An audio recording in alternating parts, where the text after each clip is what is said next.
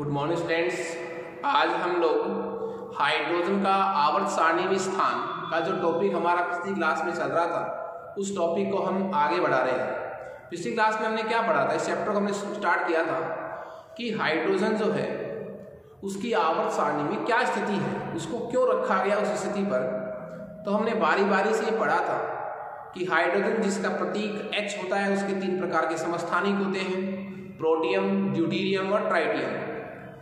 Hydrogen मुक्त व संयुक्त दोनों अवस्थाओं में पाया जाता है।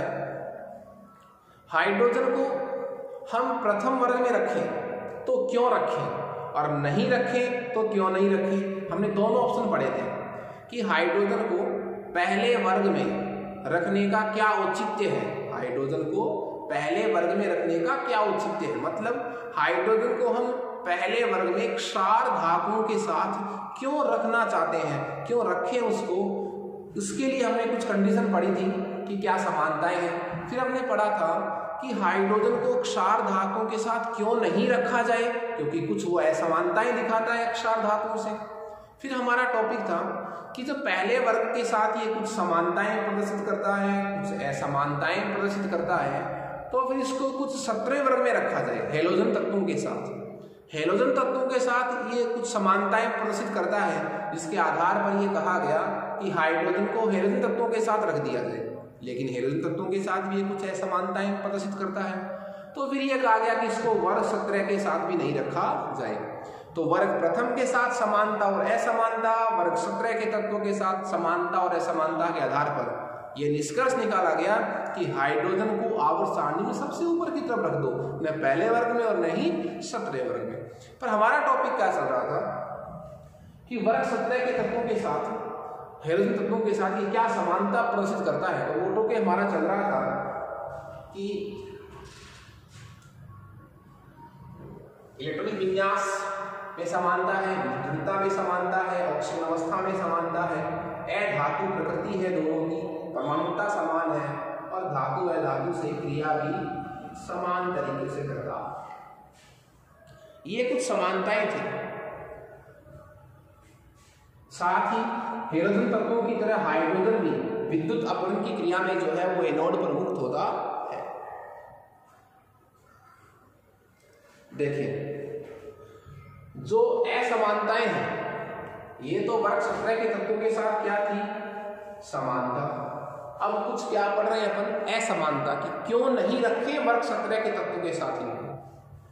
तो मैं यहां पहले मैंने पढ़ा था समानता और अब मैं पढ़ रहा हूं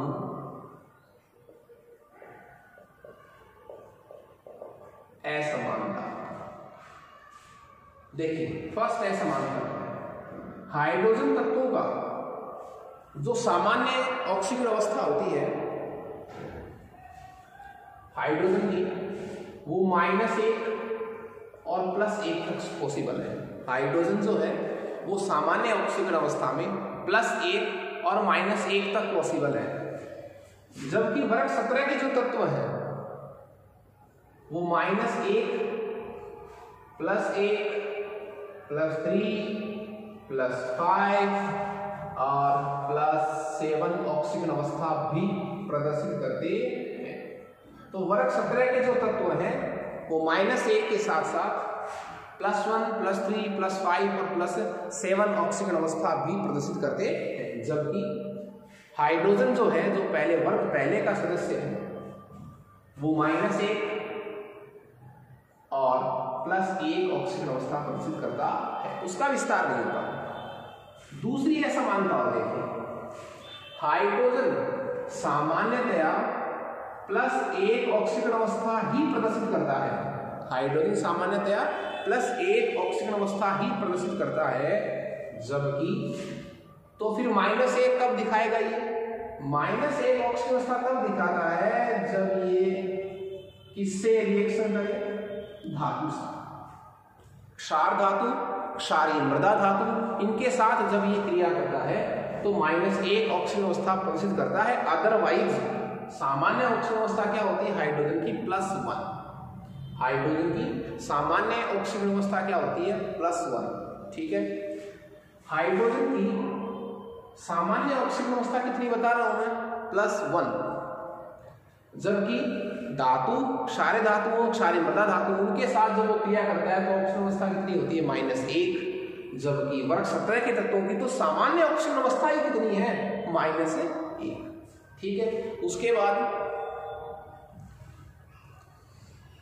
जब भी अणु बनाकर आणविक अवस्था में दोनों की मैं यदि आणविक अवस्था का कंपेयर करूं, दोनों की आणविक अवस्था का क्या करूं, कंपेयर करूं, तो जब H2 बनता है, H2 अणु बनता है, तो इस पर कोई लॉन पेयर नहीं होता, कोई इस पर क्या नहीं होता, लॉन पेयर नहीं होता। हाइड्रोजन जब अणु होता है तो कोई इस पर क्या नहीं होता, लॉन पेयर नहीं होता। जबकि जो हेलोजन तत्व है जैसे F2, Cl2, Br2 और I2, इनकी आणविक अवस्था में जब ये अणु अपन लिखते हैं तो इन पर लॉन पेयर रहता है साहब। कैसे, जैसे मैं बात करूं F2 की, Cl2 की बात करूं, ये दो बायतन कोष में कितने इलेक्ट्रॉन, वर्ग 17 का तत्व है तो 7, 1 2 3 4 5 6 और एक यूज हो गया यहाँ पर। तो देखिए इन पर क्या है, लॉन पेयर है, जबकि हाइड्रोजन की आणविक अवस्था में उस पर कोई लॉन पेयर नहीं होता।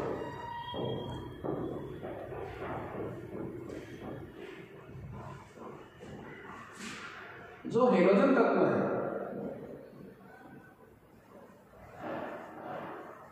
जो क्या है, हेलोजन तत्व है, हेलोजन तत्व की जो ऑक्साइड है, हेलोजन तत्वों के जो क्या है, ऑक्साइड है, वो प्राय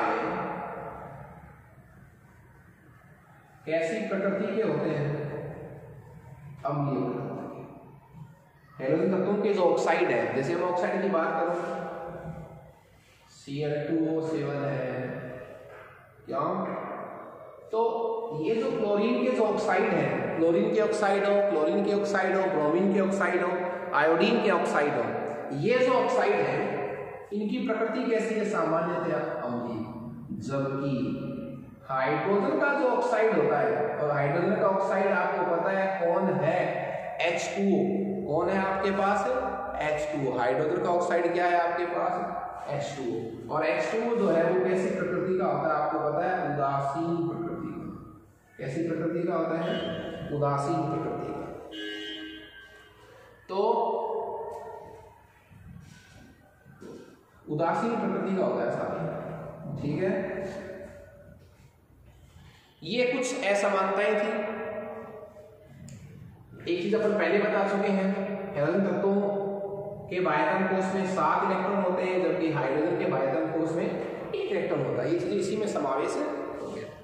अब देखिए, इतना सब होने के बाद जब ये पता लगा कि हाइड्रोजन वर्ग 1 के तत्वों, जिनको मैं क्षारीय धातु कहता हूं, के साथ समानता व असमानता दोनों प्रदर्शित करता है, इसी प्रकार वर्ग 17 के तत्वों के साथ समानता तथा असमानता दोनों प्रदर्शित करता है। तो फिर आवर्त सारणी में हाइड्रोजन को एक विशिष्ट स्थान दिया गया। आवर्त सारणी में हाइड्रोजन को एक विशिष्ट स्थान दिया गया, विशिष्ट स्थान दिया गया इसको।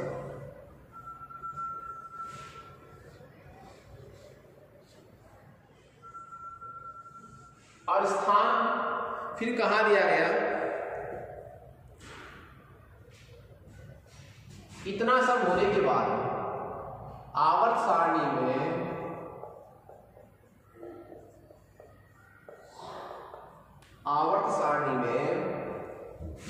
सबसे ऊपर, सबसे अलग ऊपर की तरफ, ऊपर की ओर इसको रखा गया। किसको? हाइड्रोजन को।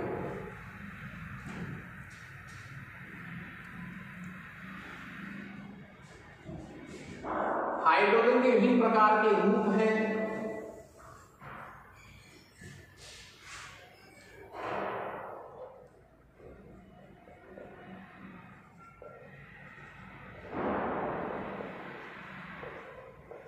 हाइड्रोजन के विभिन्न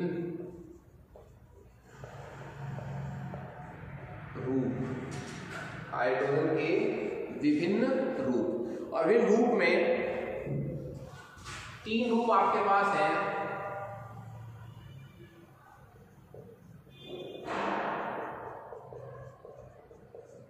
अधिशोषित हाइड्रोजन,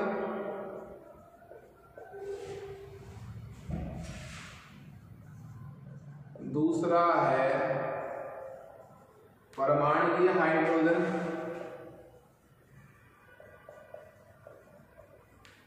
परमाणुकीय हाइड्रोजन, और तीसरा है नवजात हाइड्रोजन।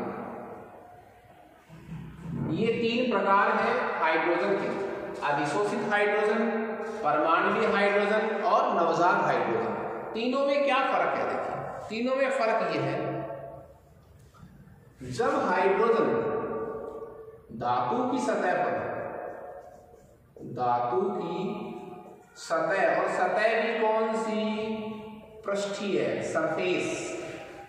जब हाइड्रोजन धातु की सतह, धातु का मतलब प्लेटिनम, पैलेडियम, निकिल आदि धातुओं की सतह की पृष्ठीय सतह पर, ऊपरी सतह पर आकर के अवशोषित हो जाती है। देखें, एक तो नाम होता है अधिशोषण, एक नाम होता है अवशोषण। फर्क क्या है दोनों में?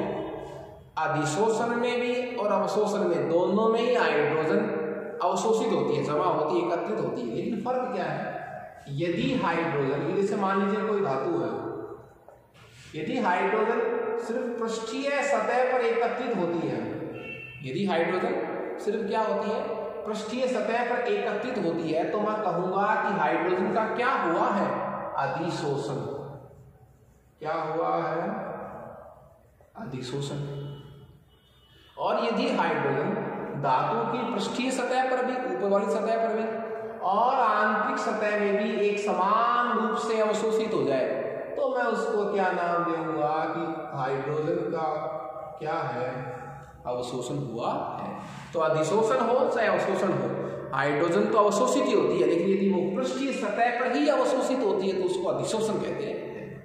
तो जब प्लेटिनम, पैलेडियम, निकिल धातु की कैसी सतह पर? पृष्ठीय सतह पर हाइड्रोजन आकर के एकत्रित होती है, तो उस हाइड्रोजन को मैं क्या कहूंगा? अधिशोषित हाइड्रोजन। परमाणुकीय हाइड्रोजन को मैं क्या कहूंगा? देखिए, परमाणु हाइड्रोजन का मतलब क्या हुआ? हाइड्रोजन का परमाणु, जब हम, जो हाइड्रोजन का अणु होता है, हाइड्रोजन का जो क्या होता है अणु, उसको उच्च ताप व उच्च दाब, उच्च ताप एवं उच्च दाब पर जब इसको विघटित करवाते हैं तो हाइड्रोजन के 2 परमाणु हमें प्राप्त होते हैं, जिसको मैं इस तरह लिख सकता हूं H plus H, H plus H, इस तरह लिख सकता हूं। तो ये 2 हाइड्रोजन हो गए साहब, इनको क्या कहूंगा? परमाणुकीय हाइड्रोजन। ऊष्माशोषी प्रकार की अभिक्रिया है। कैसी अभिक्रिया है? ऊष्मा शोषी प्रकार की अभिक्रिया। तो धातु की पृष्ठीय सतह पर जो हाइड्रोजन एकत्रित होती है उसको अधिशोषित हाइड्रोजन कहते हैं। जब हाइड्रोजन के अणु को उच्च ताप और दाब पर जब अपन विघटित करवाते हैं, एक प्रकार की ऊष्माशोषी अभिक्रिया होती है, तो प्राप्त हाइड्रोजन के जो परमाणु है वो क्या कहलाते हैं? परमाणुकीय हाइड्रोजन।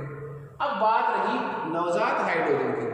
तो नवजात हाइड्रोजन जो है वो अभिक्रिया में तत्क्षण उत्पन्न होती है। अभिक्रिया में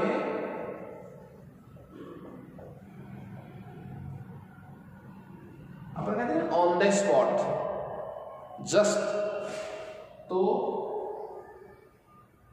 सूक्ष्म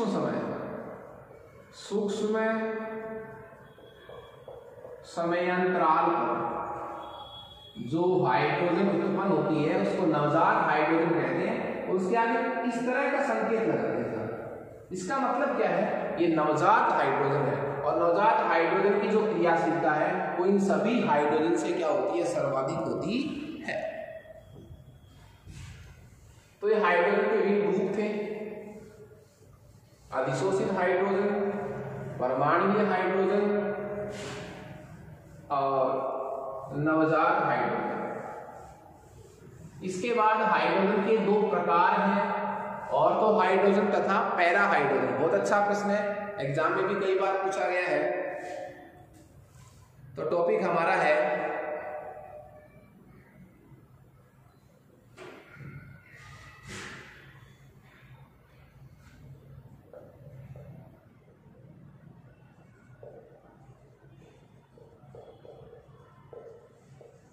हाइड्रोजन के प्रकार। हाइड्रोजन के प्रकार, और फर्स्ट हमारा है ऑर्थो हाइड्रोजन, और सेकंड ऑप्शन हमारा है पैरा हाइड्रोजन। ऑर्थो हाइड्रोजन तथा पैरा हाइड्रोजन। देखिए फर्क क्या है, आपको पता है कि जब हाइड्रोजन में एक क्या होता है, प्रोटॉन, और एक क्या होता है, इलेक्ट्रॉन। एक प्रोटॉन और एक इलेक्ट्रॉन। मैं थोड़ी सी सामान्य जानकारी की बात करूं, हाइड्रोजन का विन्यास क्या होता है, 1s1, मतलब हाइड्रोजन में इलेक्ट्रॉन कितने हैं, एक, प्रोटॉन कितना है, एक, और न्यूट्रॉन कितना है, 0। यही बात है। ये एक हाइड्रोजन की कंडीशन है साहब। मैं इसको ऐसे लिख सकता हूं, ये एक हाइड्रोजन, ये नाभिक, ठीक है, तो ये तो नाभिक हो गया, ये प्रोटॉन, ये इलेक्ट्रॉन। एक हाइड्रोजन का प्रतीक हो गया एक हाइड्रोजन। इसी तरह हम एक और हाइड्रोजन लें, एक H और ले, H2 बनाए, तो दूसरा भी लेना पड़ेगा आपको, इसी तरह ऐसे लेना पड़ेगा, इसी तरह आपको। तो ये भी एक प्रोटॉन और इलेक्ट्रॉन। तो देखिए एक H2 हो गया, दोनों को मिलाकर क्या हो गया, एक H2 हो गया। इसमें आप देखिए, आपको पता है इलेक्ट्रॉन और प्रोटॉन दोनों ही क्या कर रहे हैं, बताओ, चक्र गति कर रहे हैं, एक दूसरे के सापेक्ष क्या कर रहे हैं, चक्र गति कर रहे हैं। इलेक्ट्रॉन अपने कक्षा, जिसको मैं इलेक्ट्रॉन की कक्षा कह सकता हूं, उस पर चक्कर काटता है। अब इलेक्ट्रॉन तथा प्रोटॉन दोनों में अपने अक्ष के सापेक्ष घूर्णन करने की क्षमता पाई जाती है। जब H2 अणु में, एक H2 अणु में दोनों हाइड्रोजन के परमाणुओं के प्रोटॉन और इलेक्ट्रॉन का जो चक्रण है वो यदि एक ही दिशा में है, एक ही दिशा में है, तो उसको मैं क्या कहूंगा, ऑर्थो हाइड्रोजन। क्या कहूंगा उसको मैं, ऑर्थो हाइड्रोजन। तो क्या कहूंगा, दोनों हाइड्रोजन परमाणु के इलेक्ट्रॉन तथा प्रोटॉन का चक्रण एक ही दिशा में होता है। ये इसकी मुख्य बात है कि वह हाइड्रोजन अणु जिसमें दोनों हाइड्रोजन परमाणु के इलेक्ट्रॉन और प्रोटॉन का चक्रण जो है वो एक ही दिशा में, वो समान दिशा में है। अब देखिए, दो हाइड्रोजन मिलकर क्या बना रहे हैं, H2 अणु। ये दो हाइड्रोजन परमाणु है, एक हाइड्रोजन में एक प्रोटॉन है, एक इलेक्ट्रॉन है। चक्रण दिखाओ साहब, प्रोटॉन का चक्रण है ये वाला, सपोज किसी इस तरह चक्कर है, इसका मतलब क्या हुआ, प्रोटॉन का चक्कर काट रहा है साहब, इस तरह क्लॉकवाइज। कैसे चक्कर काट रहा है, क्लॉकवाइज। और इलेक्ट्रॉन भी इस तरह चक्कर काट रहा है, देखिए आप, ठीक है, क्लॉकवाइज। दूसरे हाइड्रोजन परमाणु में जब चक्कर इसी की तरह हो, कैसे, ये देखिए, एक ही दिशा में। इस हाइड्रोजन में इलेक्ट्रॉन व प्रोटॉन का चक्कर एक ही दिशा में है, इस हाइड्रोजन में इलेक्ट्रॉन और प्रोटॉन का चक्कर एक ही दिशा में है, सेम दिशाएं दोनों में। तो मैं इसको क्या कहूंगा, इसको कहूंगा मैं ऑर्थो हाइड्रोजन।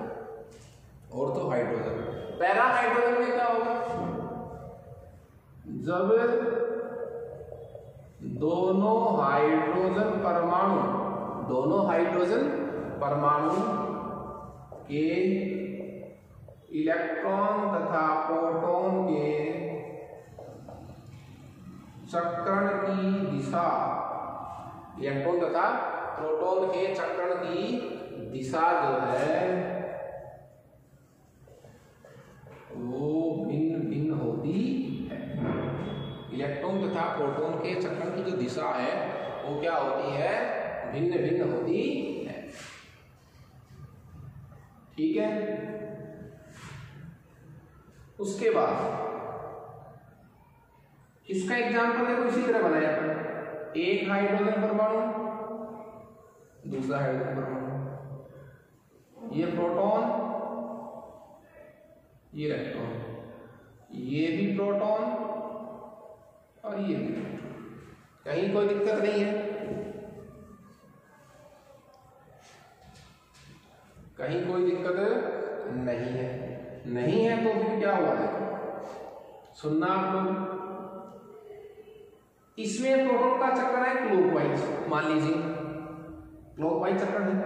अब दूसरे हाइड्रोजन में चक्कर क्या हो प्रोटॉन का? Anti clockwise. कैसे? इस तरह। तो दोनों का जो चक्कर है, एक में क्लॉकवाइज और एक में क्या एंटी क्लॉकवाइज। ऐसे H2 अणु को मैं क्या करूंगा? पैरा हाइड्रोजन, और इसको क्या करूंगा? Ortho hydrogen. ऑर्थो का जो पैरा रूप है उसमें बहुत स्थायी होता है। कमरे के ताप पर मैं बात करूं, इस पर कमरे के ताप पर, रूम टेम्परेचर पर, कमरे के ताप पर जो हाइड्रोजन होता है उसमें 75% क्या होता है? ऑर्थो, और 25% क्या होता है? पैरा। कमरे के ताप पर जब आप हाइड्रोजन को मेजरमेंट करेंगे तो आप उसमें 75% तो क्या मिलेगा? ऑर्थो रूप, और 25% रूप क्या मिलेगा? उसमें पैरा रूप। ठीक है। देखिए, बात करें इनकी स्थायित्व की, बात किसकी करेंगे? स्थायित्व की। तो जो ऑर्थो रूप होता है, ऑर्थो, वो अधिक स्थायी होता है पैरा रूप से। ऑर्थो रूप का स्थायित्व जो है वो किससे अधिक होता है? पैरा रूप से। लेकिन चालकता जो है वो कम होती है इनकी। जो ये तो स्थायित्व, और बात करूं मैं किसकी? चालकता की। तो पैरा हाइड्रोजन की जो चालकता होती है वो सर्वाधिक होती है। हाँ जी। चुंबकीय आघूर्ण की बात करें, पैरा का जो हाइड्रोजन का जो चुंबकीय आघूर्ण होता है वो लगभग कितना होता है? 0। इसका क्या होता है? अधिक होता है। तो ये दो प्रकार थे। आपको इनमें दोनों की परिभाषा, इनका डायग्राम आपको अच्छी तरह आना चाहिए।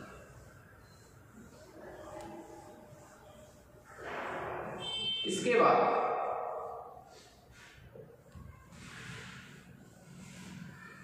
हाइड्रोजन के यौगिकों की यदि मैं बात करूं, हाइड्रोजन के यौगिकों की यदि मैं बात करूं तो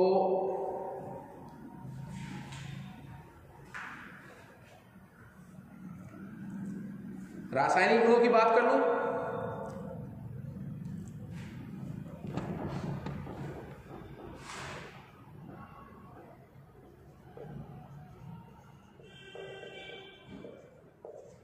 हाइड्रोजन के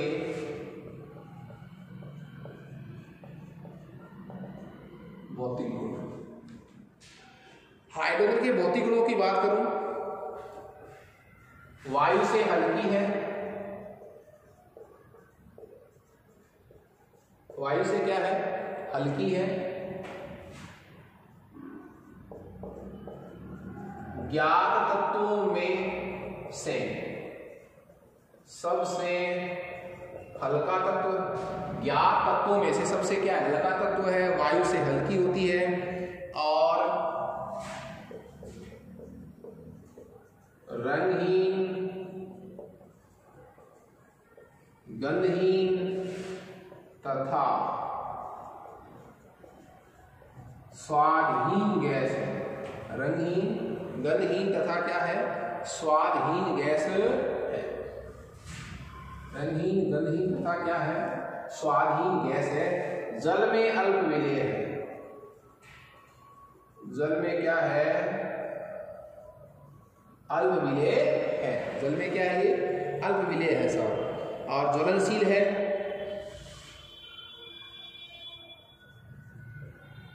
ज्वलनशील है, ज्वलनशील गैस है ये, परंतु जलने में सहायक नहीं है साहब, जलने में क्या नहीं है, सहायक नहीं है। ये कुछ हाइड्रोजन के क्या है, भौतिक गुण है। नॉर्मली हाइड्रोजन के रासायनिक गुणों की बात करें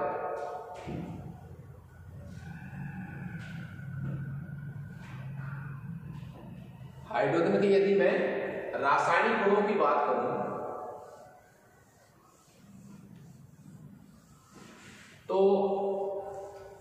हाइड्रोजन के रासायनिक गुणों में सबसे इंपॉर्टेंट टॉपिक हमारे पास जो है वो है हाइड्रोजन के रासायनिक गुण।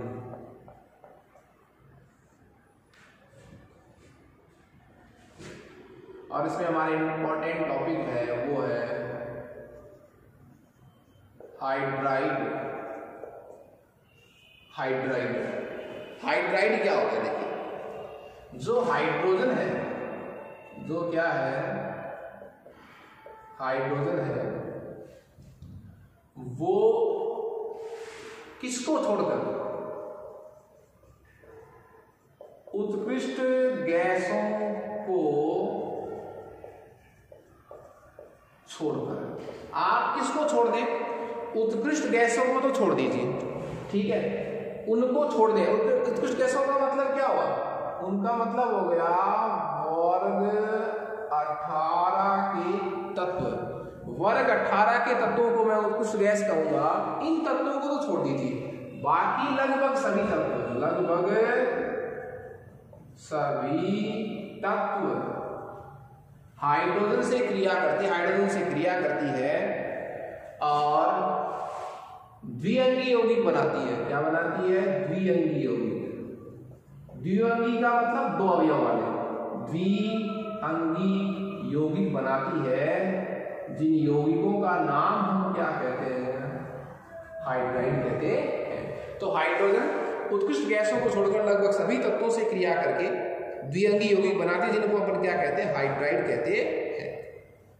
हाइड्राइड जो है वो 3 प्रकार के होते हैं साहब। हाइड्राइड कितने प्रकार के होते हैं, 3 प्रकार के। हाइड्राइडों के जो प्रकार हैं, हमारा जो मेन टॉपिक है वो हाइड्राइड हो गया सर। हमारा जो मेन टॉपिक है वो क्या हो गया, अब हाइड्राइड।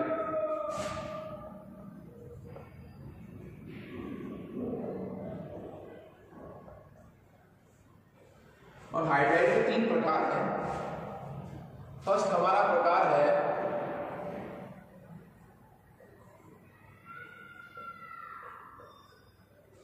सहसंयोजी,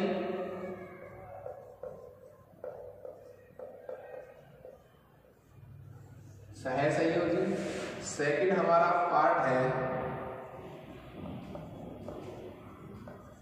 आयनिक और थर्ड हमारा प्रकार है धात्विक। तो ये हाइड्राइडों के मुख्यतः 3 प्रकार हैं।